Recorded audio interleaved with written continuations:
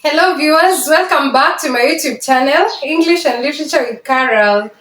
We've been trying to get tips on how to do very well in English. You make maximum use of your time. Make a timetable that you're following. Remember we talked about paper 1, paper 2, now we go to paper 3. Paper 3 is an imaginative paper, writing paper. You will be required to write compositions. How often do you write? When is the last time you sat down and wrote something? That is the practice that you should be doing right now. Have your practice. Make sure that you're practicing and doing a good job with yourself. What do you require to do? As a good writer is a good reader. Have you read those series that you enjoy? Do you like fiction? Do you like non-fiction? Do you like stories told by people? Or they came up with information, biographies? That's how you will become a good writer if you have been reading. Have you been reading novels apart from the school novels that you are given? That is Fathers of Nations, The Samaritan, A Silent Song and Other Stories, Parliament of Owls. Have you taken your time to read any other piece of work that is outside the school curriculum, that is outside what you have been covering in class? Because English is fun. Enjoy. Read Things Fall Apart by Chinua Achebe, The River Between by Ngugi wa Thiong'o, Meja Mwangi's My Life in Prison. Those are so many books that you can read. I'm telling you the old school. I know you have the new series. There's a student that has majored in reading Moses, the Moses series by Barbara Kemenye, and I've discovered that she borrowed an idea from Barbara Kemenye's piece of writing. She wrote so well that she appeared in the Nation newspaper and she became the best essayist. So you don't even need to struggle with voluminous kinds of stories. You can read small books that give you ideas. Enjoy, enjoy, enjoy. Question 1. You have been reading, right? That kind of reading is supposed to stimulate you into being able to come up with your own story. Remember, this will be a started composition. You are given a sentence so that you start, you continue with that idea, stick to what the examiner has given you. It can also be an ended composition, so you will write your own story fitting that phrase that you have been given. Stick to that question. How do you practice this? We have said stick to the storyline. Stick to the storyline. You can also be given a proverb that you need to come up with a story. Remember, you're not explaining the meaning of the proverb. You are actually telling us a story. This is mostly from your own point of view or from the different narrators' point of view. Now, how do you come up with a very good and outstanding story? During this holiday, even during your free time, you can have what you call the round robin. How does round robin work? For example, you write a sentence, a very interesting sentence, and then you give someone else who will continue like that. You can keep exchanging. So I write my own story. I give my producer here, Andy, to come and continue with the story. He has written his story and I have written mine. We exchange ideas. He doesn't know what I wanted to continue with. He can give me the idea of how I will continue, and that's how you become a creative writer. So do that exercise during this holiday. Choose the character. Remember, every story has a way. There are different techniques for you to capture your great writing tips. Have your narrator in place. Who is the narrator? Are you the first person narrator? Are you the main character? Do you say, I went, I saw, or you are actually telling us about someone that was in that story? Maybe this character is called Karumaindo. Karumaindo went, he did this, he saw people and wanted to observe them. So you are actually choosing the character because you need a narrative voice in the story. There is also the setting. Where is your setting? A good story, make sure you make a choice. Have you made a setting maybe outside? Did you tell your story from someone that was observing from outside or indoors? Choose one event that is the theme. Remember, you have chosen the setting. Did you remember on elements of literature that you studied? Also, this one can help you. You have chosen the setting. You have chosen the narrator. Now you need to know, what are you writing about? And tell us a story that is captivating. This question is trying to test on your communication ability. How well can you communicate in English? So be as original as possible. Be as creative as you can be. And at the same time, become realistic. Come up with stories that are real, are almost as near, as natural as you can. Original stories. You may have read, I have told you, become a good reader, but now tailor make it to a story that fits what you're talking about. Be original, because immediately you're not original, the writer will say, this one is bookish language. Make sure you come up with an original story, own the story, come up with original characters. Don't even struggle to give names of characters that you ever read about. Be innovative enough to come up with your own characters. And in this case here, in this story, remember, the examiner is eagerly waiting for that merit tick, that vocabulary that you know. Can you use a vocabulary? Can you say, for example, he had the audacity to wake me up in the middle of a dark night? That means audacity is not just any other word. It's a vocabulary. You can use idioms. I had interacted with my kith and kin. Those are idioms. You can use phrasal verbs.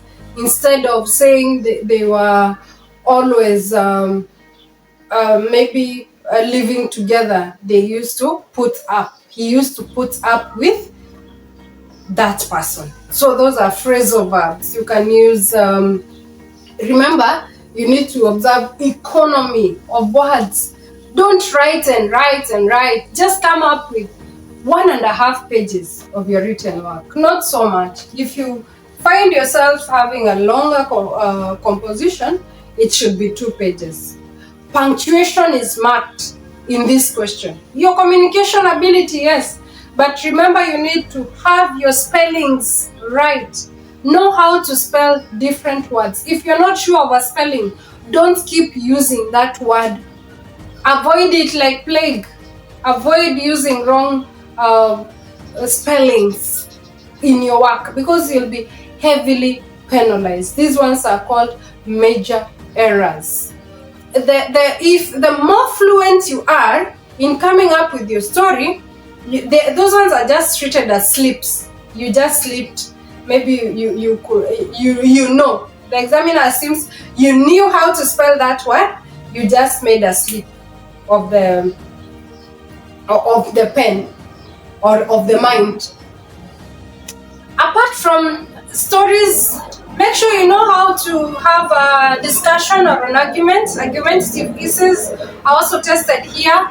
Have you learned literature? Have you learned introduction, body, conclusion? How do you make arguments? This is a communications question. Question 1 is communication. Even if you know advantages of the internet, don't give us 10 examples of advantages of the internet without bearing in mind that you are testing on your linguistic ability. How well can you use a variety of sentences? I have just told you vocabulary, idiomatic expressions, economy of words. You don't keep repeating yourself. How creative and original are you? Are you able to create a spark in the reader?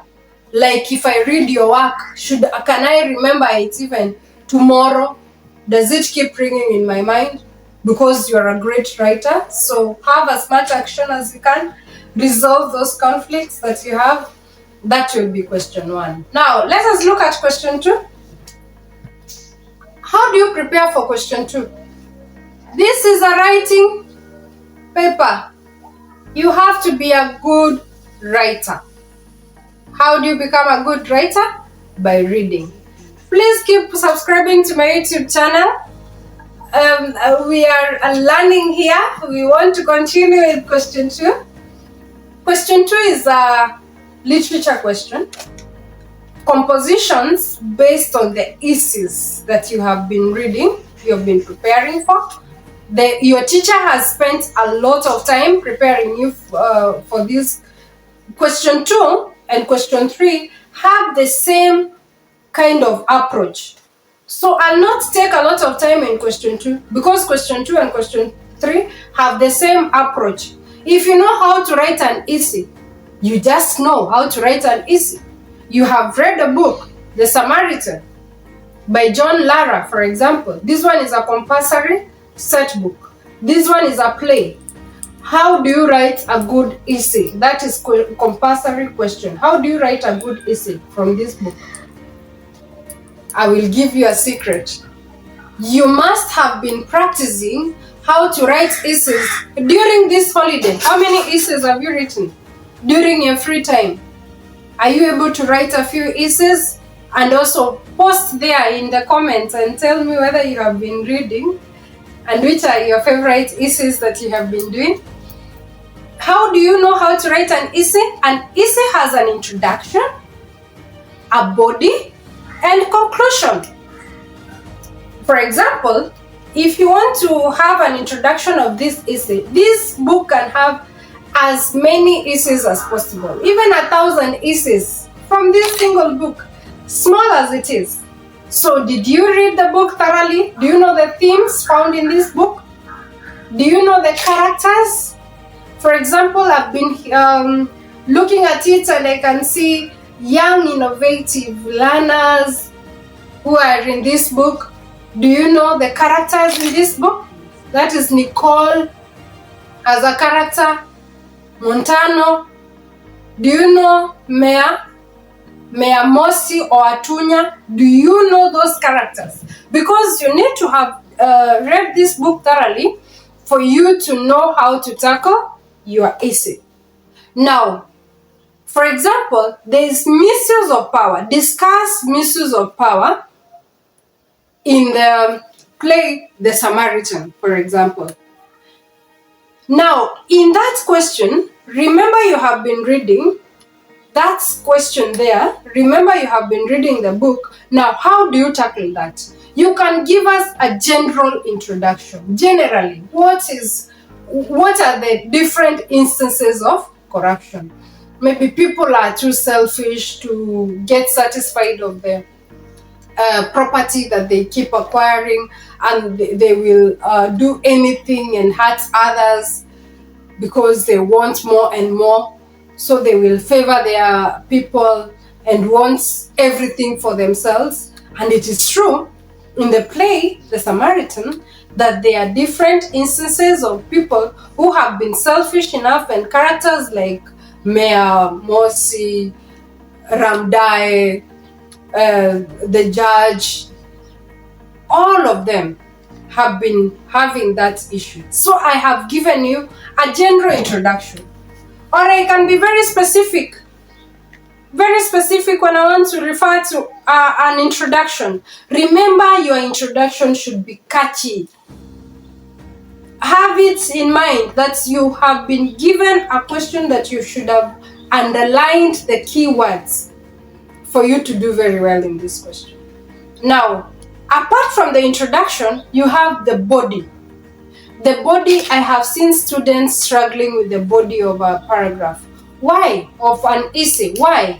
Because you must learn how to write a paragraph. What does I will want to see point 1, point 2 in your paragraph. Remember, this is a prose writing question. This is a composition question. So how well do you know how to write a composition? How well do you know how to write a paragraph? A paragraph has a topic sentence.